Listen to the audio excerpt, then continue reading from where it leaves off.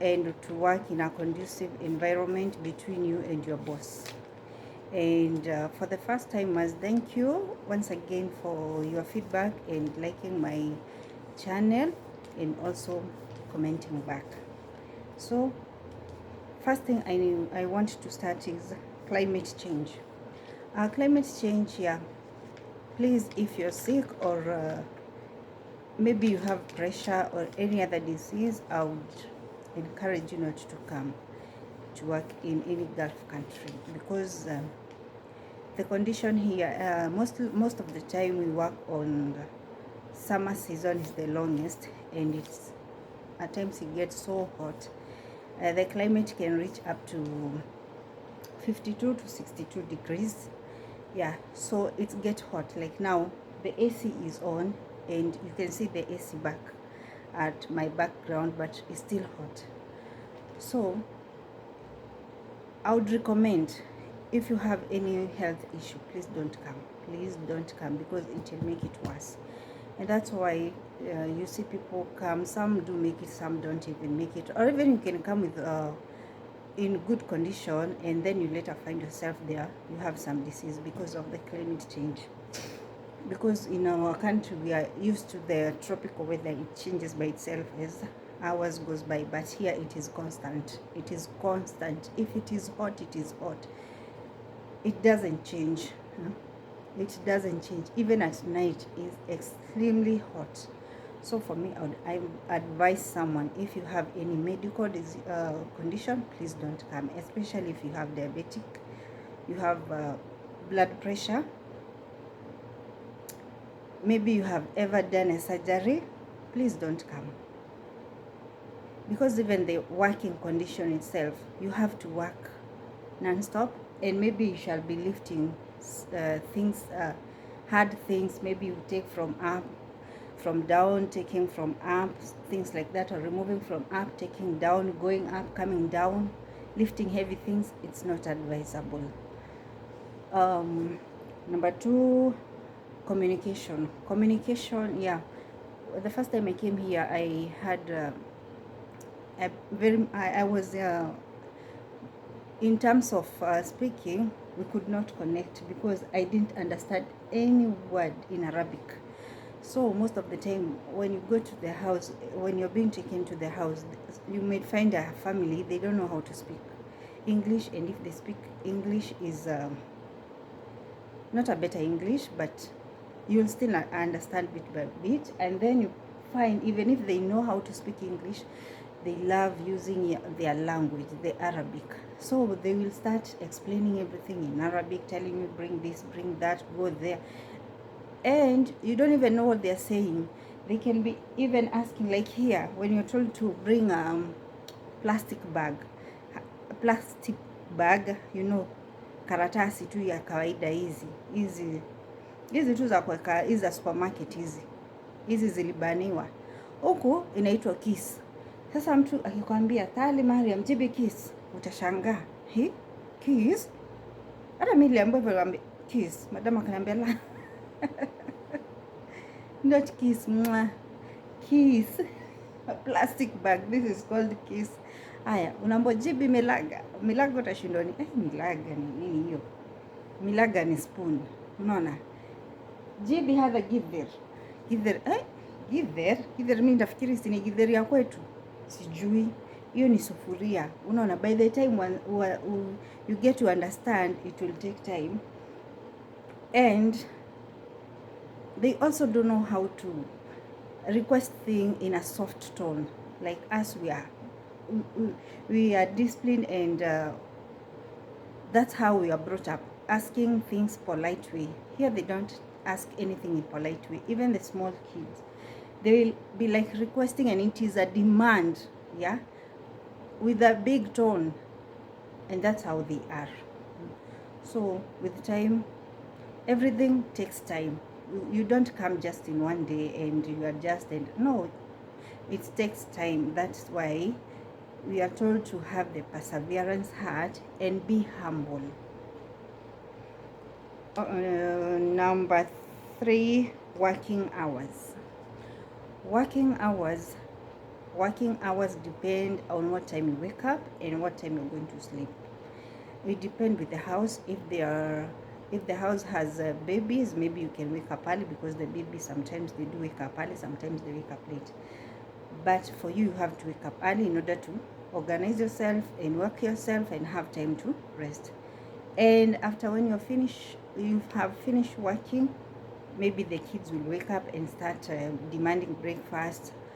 Yeah, you have to make some snacks if there's kids in the house, because at the end of the day you are the manager of the house, so the madam is sleeping, so you can't wait, you cannot sit back and wait until the madam will wake up and that's the time he's going to give the kids something to eat. No, that's your duty. So you have to prepare the kids maybe something snack, or maybe a soft breakfast, something like that sort of. And after that, you're still looking after the kids and cleaning the house, tidying the room. Now you know when the kids, when they do wake up, they don't care whether the house was clean or what. They'll mess around the house. So it's up to you to plan yourself. And again, be kind. Don't be um, don't be a person with a bad temper, because you'll not make it.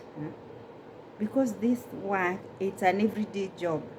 It is, but you can learn a way how you can teach these kids not to repeat this thing again, or not to put the cushion down, or if they put the cushion down, they can pick it up and return it back to the seat, but on a good way. And don't beat any kid, don't discipline. Never discipline any Arabic baby. That will be your biggest problem. If you want peace, if you want to survive, please, you better ignore, or go to your room, lock yourself, cry yourself out, then come down and pretend like nothing has happened. But never argue with these kids, because that will be another trouble.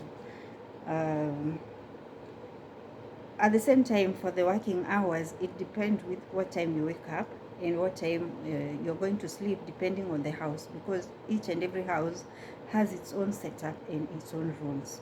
So it depends with the house. Sometimes there are times, not really like necessary like every day you'll have to work like 16 hours. Sometimes you can work even 12 hours, but in between those hours you find your time, some little time for you to make a rest. Because yeah, at the contract they say you are going to give an off. There's nothing like an off. Let me not lie to you. There's no off. There's no off. You'll be working throughout. There's no day off. It's your work is from Sunday to Sunday. Even if they have a holiday on not like these weekends, their weekends start on Thursday, end up on Saturday. Because on Sunday they are working. So you still work. And on Thursday, maybe Thursday, Friday, most of the madam, they go to it's their way of tradition. Most of the time they like to travel to going to their mother's home, like that, and you also have to go with them. They can even pack one suitcase. You might think you're going to stay there for a year, but it's not an year. Even maybe it's 2 days or 3 days, but the package of the dressing of the clothes you can pack 3 suitcases, and then you are the one who's going to pack them, take them to the car. When you get there, you remove them, you go and take them up. So it's a tiresome work, but with time you get used to. Another thing I would like to talk about is groom yourself. Groom yourself, make yourself clean all the time. These people, they are gifted with smell. They can even smell something 5 meters away. They can even smell. And the way they have this perspective as we black people, we smell, yet they are the ones who smell. Even if we smell, yes, we are working, but we take shower all the time. For them, they don't, but for them, they will not realize themselves. They put the blame on us. So it's good to groom yourself. By the way, grooming yourself, it's a good thing. Then it also gives you confidence, and also it's give confidence towards your boss, because once they see how you look, they know this, she's a tough one, she's not a person to be playing around. And also try to create a good environment with your boss, like talking, Don't be open. Don't tell them your secret. Don't tell them your background back in Kenya, or your plans, your future plans, what you are planning to do. No, just be mutual, yani ile ya kazi tu ya hapa, friendship tu ya hapa, lakini don't go into details, because these people, they don't have secret. Once she goes to her madam, you will be the topic, you see. And some wapendi kuna mtu akiendelea vizuri, so you might have a good pose, and then later you see she start changing. So even if you have that friendship, just ile kidogo tu, yeah. And work, as you work, please keep yourself busy. Okay, you can wake up. Once you go to the house, after 3 days, you know the house, how it is, and you will manage yourself from the way you see the house it is. And if it's you can get, if you go to work in a big house, there's a maisonette and there's apartment. Apartment is a small house, and maisonette is a big house. You can even get 1 floor, second and third. Third is where most of the us house girls we do sleep. So in those 3 floors, and every floors, maybe you'll find down there's the sitting room and the kitchen and everything. So full time you are down. Then when you go upstairs, the second floor, you might find there's bedroom, there's also a sitting room and the toilet and everything. You plan yourself, like in the morning when I wake up, I'm going to do the down chores downstairs. I clean everything. And then when they wake up, because when you clean, if they're not waking up, like now they're not waking up early, maybe they'll wake up at 3 to 4 there. So you still have time to plan yourself. You wake up, you clean up, down, and then by the time they are waking up, you'll have time for yourself to rest. You go and find something to eat, then come down, clean their bedrooms and all that. As madam is busy cooking, then you will do the rest, like that. You prepare yourself, you manage yourself, work time too. And sometimes you can find the house sleeping hours. It's not like the way as Kenyans we sleep all back home, like we wake up in the morning, you get rest afternoon, and then at night, no. Here, even at night, you still find yourself working, even up to late hours, even from 12, 1, 8. That is their culture. But with time, you'll have to adapt. Don't start shouting, oh, I want to sleep, I want to do. No, just pray and let God be your guide. With the time, you will adjust, and you'll find it, even you yourself, there will come a time you'll even try to sleep at that 12 p.m. It is not possible, because you don't have that, you don't feel like sleeping. Yeah. So everything takes time.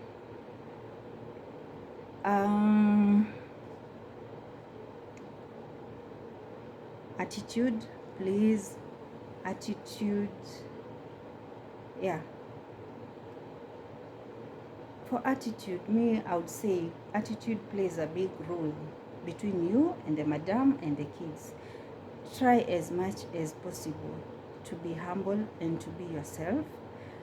Just remember the reason why, what made you to leave your country and come to work in this Arab country, because at times there are these days you wake up, you don't want to work, you just want to be you.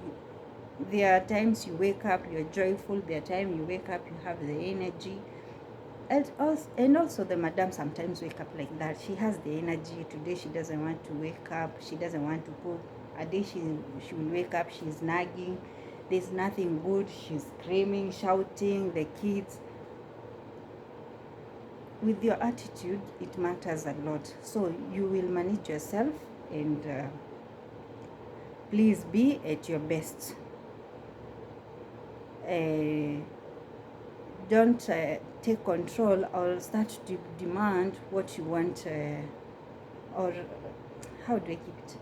Like demanding or even talking back and forth. You see, like madam sometimes would wake up with her bad attitude, and then she starts screaming, and maybe you have cleaned the house, and then she's like, you did nothing, the house is not clean, it is not clean well. And they start pointing some little issues.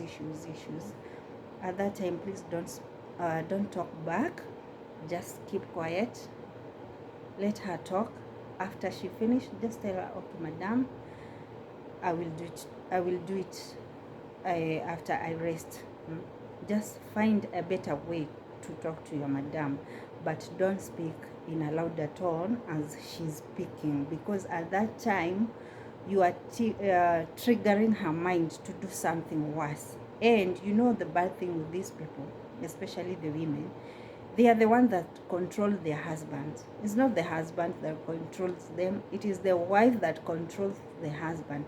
So what the madam will say to his husband is what the husband will do. They can even turn against you. The wife might say this, and then she goes and turn it upside down, and they become one with the husband, and there's nothing you're going to do. So it's better to lower your voice and take time. Don't argue. Just be on your best. Accept and tell them, okay. Like for me, if the madam come and start complaining, the house is untidy like that, I will tell her, okay, kalas madam, malish. Kali ana ageless shwai, but then ana ibishugu, mafi mushkil. Hivyo tu, uambie sawa madam, nimesikia, wacha tu nipumzike kidogo, but then nitafanya hiyo kazi. Hivyo tu, imesolve vitu mingi sana. Zile munge argue, ungekuwa juu na yeye akuwe juu, ilete maneno. Like kuna dem, dem niliona wa NTV, yeye ndiye aliprovoke hiyo story yote, because hata hiyo kumwagiliwa maji, because she herself alienda akachukua the document and hide it, and then she ran away. She went and report these people, they were sleeping, and they had told her, let us wait first for us to sleep, and then when we wake up we'll take you to the hospital. She didn't wait for that time.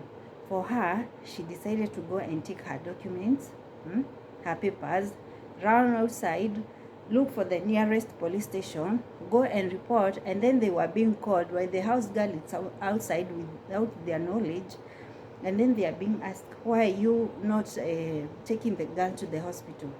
And before, she had told her boss, and the boss told him, let me sleep, because I think he had come from outside. And these people, let me tell you, with the sleep you cannot, uwezi ukawaachanisha. Mwarabu akikwambia wacha nilale 2 hours, wacha alale 2 hours. Na akikwambia kama nitakupeleka hospitali jioni, nitakupeleka. Huku watu kama saizi ni places kidogo sana zinakuanga zimefunguliwa mchana, so their business usually start at night from 6 in the evening mpaka asubuhi. That is their time. They are used to mchana, wamelala mchana, ndio usiku yao. So mali watamkia sasa, hiyo ndio mchana yao. So in case uwe mgonjwa tu na Mwarabu akwambie, please let me sleep or let me rest, I will take you in the evening please, ama akwambie kesho, don't argue. Ukiambiwa kunywa Panadol, please take that Panadol. Please don't argue with these people. They are good, but if you challenge them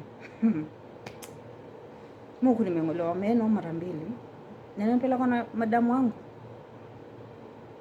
na hata tunacho hospitali na mtoto wake. Dereva anaenda anakuja, I think walienda na mtoto, waliniacha hospitali. Katoto kake kalikuwa kananipenda sana. Wakaenda juu yeye alikuwa anataka arudi. Na sasa mimi niko kwa line nagojea, hizi kaa hapo akinigojea. Ananiambia, si Jacqueline, so everything you're good with everything. Okay, let me go back to the house and then I'll come back. Kaambia okay, because tulikuwa tumekaa sana. Hiyo ilikuwa meno ya pili kung'olewa. And wakati unajua tu meno inaanza tu emergency hivi. So wakati iliniuma like 2 days, nikaambia madam, akaniambia okay. Nikapewa, kuna hizi, nimesahau jina, nikaweka kwa meno, haikulast sana, cinnamon nikaweka kwa meno, haikulast sana, ni hiyo uchungu ikaisha, but later ikakuja ikiwa more severe. So nikaambia madam, akaniambia okay, wacha dereva akuje, tutakupeleka hospitali. By the way, nilienda the following day jioni. No, najua nilibidi tena niweke hiyo cinnamon, nikaichunga, alafu ikatuliza hiyo uchungu. So the following day ndio nipeleka hospitali. Na wakati tulienda na madamu wangu, akanifanyia all the process, akaniacha kwa line. So akaniambia wacha arudi kwa nyumba and then mimi nitaendelea. So walienda na katoto kake kadogo. Later dereva alikuja na huo mtoto tu, na walinipata hapo kwa line, tukakaa na huo mtoto nikatengenezwa, and later tukarudi home. Unajua kwa tukirudi home, even if yes watakupatia time relax, but unajua kuna ingine unaweza pretend relax and then utakuja tu uendelee na kazi. So what I was saying is that kuwa na good environment between you and your boss ni nzuri sana. Juu nawe saa zile uko kwa shida watakusaidia, but don't force them. Let them do at their own will, na mtakaa vizuri nao sana.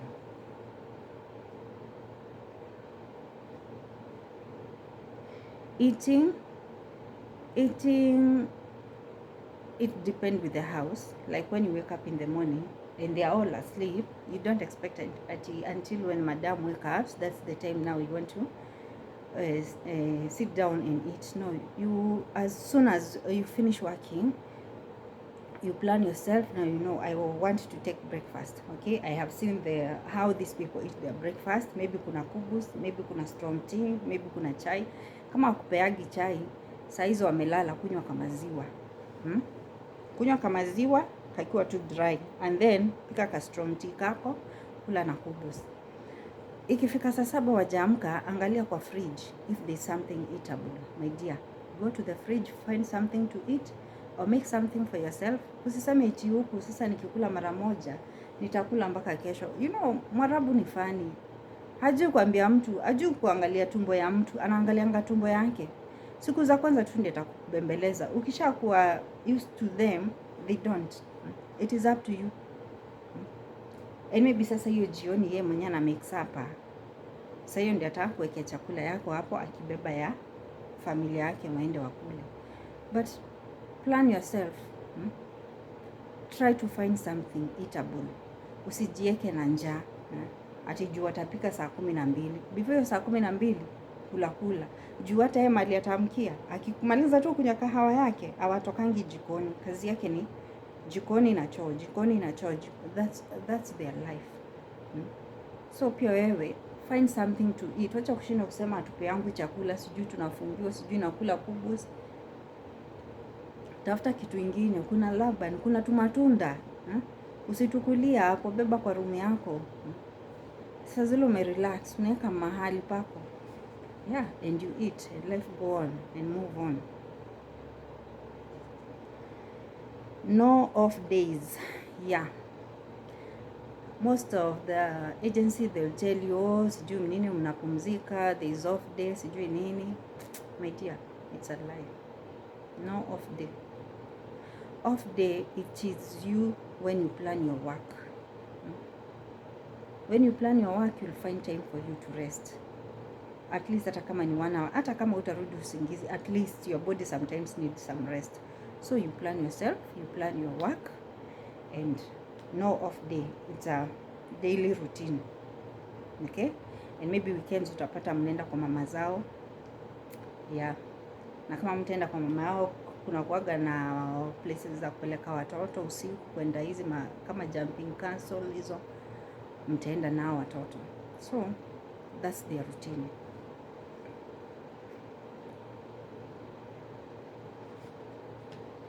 Dressing. Kuna uniform today. I'm in uniform today. Yes. I'm in uniform. Okay, mi yangu. I'm in uniform. Yangu ni nzuri at least. Kuna zingine my dear, unabaiwa mara 2 ya hii. Huku mkono imefika huku hivi. Tunaweza vaa mimi na mtu mwingine ndani. So uniform and those deras mostly hizo ndio wana prefer kubaia watu. So huku maskin tight na nini, nilisema mtu azieke hizo, utaenda kuvalia home. Nothing new. Sickness, in terms of sickness, these people are used to giving people Panadol. hata ukiwa mgonjwa aje. Na ndio nasema if kama unajua uko na ugonjwa yoyote, please don't try to come. Just, madam, they don't take other people's business serious. For them, they mind for their own, not for you. So hata ukiwa mgonjwa atakwambia wacha nikuletee Panadol, na Panadol ziko throughout kwa fridge. It is accessible anywhere. Unaona? Na ukimwambia wewe ni msika na kuuliza kitu ya kwanza, ulimeza Panadol? Hata umeza, akuuliza ulimeza na kuuliza ulikula Panadol? So utakula Panadol mpaka mwili izoee Panadol. Upata hata ukiwa na ugonjwa, I react kabisa. So akikupea Panadol kunywa na maybe hiyo mwili ugonjwa haishi, mwambie madam, mimi nikunywa Panadol but mwili yangu it is not responding to Panadol. Please take me to the hospital because they are you are under the wako wewe au ndio wanafaa kukuangalia, unaona? So in terms of sickness, they should provide and take you to the hospital. They should provide. Some do taken to the hospital, yes, wanaenda wanarudi. Some don't make it, they die in the hospital. It's hard. But all in all, we survive by the grace of God. Hakuna mtu atakuja huko akufia huko, ama hakuna mtu panda ndege akijota kuja kukufia huko, lakini ni mpango ya Mungu. Hata mimi yangu sijui itatokea wapi, but ni mipango ya God. So we have to work and we have to make ends meet. If it's at least chakula nimeongea, and tofauti pia chakula ni sometimes you go like weekends they have this family gathering and they don't mix. You know, huku Arabs, they are governed by their Quran. They are governed by their Quran. So whatever they do it according to the Quran. So there's no way you can come and change them, because that's how they are used to. Like now on weekends, you see now me where I'm seated today, this is it's a men's house. Like when there is a gathering, men will stay here and the ladies will be up. So there's no mixture.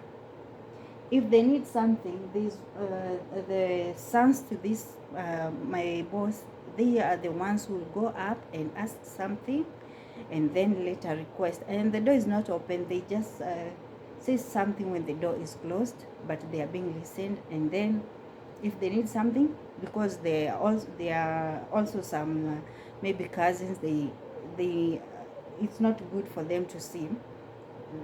Yeah, they are they are traditional. It's not good to see the faces. So they do close the doors. And mostly, so when they have that weekend, most of the time they don't mix. Even if it is brothers and sisters and cousins, they don't mix for that day. Men will sit at their side and women will sit at their side, and sisi mbochi pia sisi tuko place yetu, hivyo ndio tuko. So you will find later that like when it's time for them to eat, men will start first. Like the food will be brought here, and the men will do their preparation. After they bring like 2 sets of sinia kubwa. So this side and this side wanaume wanakula. When wakishamaliza, they package the food nicely and then zinapelekwa juu. So zikipelekwa juu pia unapata kule tumeset table ya wamama. So wamama, they will eat this. Sometimes you find kuna ile chakula haijafunguliwa. So one for ladies, the other one for men. So the men will eat, and then zile zitabaki, si obviously mtakuja mtoe tupeleke juu. So tukipeleka juu, zile chakula wataangalia kama in terms of wamepitia juu ama ni safi. Kama ni safi, the women will also sit down and eat. Wakishamaliza, unajua eti wanakulanga hivi wakiuma hapa na hapa. Ukikaa hapa So kuna kijiko, unajua pia nao siku hizi wanapenda uzungu. So wakikuwa wamekaa chini wako na tusahani na vijiko zao. Kwa hivyo mtu ni kuweka akichota zile anataka. So kwa hivyo zile za sinia zitakuwa zimebaki hapo kwa sinia na hizo manyama juu. After wao wakishamaliza ndio sasa wanaziondokea, and then sasa sisi mboch tunaitwa depending kama tuko wangapi kwa hiyo nyumba. Kama uko peke yako obviously utachota tu kasahani kako, ama madam anaweza kuchotea kuletea, but mostly kulikuwa na hizo gathering they do come with their house girls and yeah, most of them ndio pia nao wakusaidia hiyo kazi. So tunakuaga tuko wengi, tunasaidiana kazi, alafu tunakula hivyo pamoja. So that is their routine. So watu wachage kusema eti watu wanapeagwa inaitwa nini hizi machakula sijui, hata nilisahau hiyo jina. So yeah, so that's how life it is in Gulf. And if you follow those guidelines for those who are coming, and for those who are coming, and already for those who are in, the first timers, if you listen to these guidelines, it will help you so much on ways on how to make a good environment between you and your boss, and also the kids. Okay, so please guys, those are the few tips that I really wanted to share. Thank you for your like and also for your feedback. Please, I am ready, and if you have any question, please write it on the comment section below, and I'll be glad to answer your question. So thank you guys, thank you for your time, and yeah, thank you for your time, and thank you so much for encouraging me to make more videos. I will be posting more and more to let people know on ways on how to overcome and to work in Arabic country. Thank you.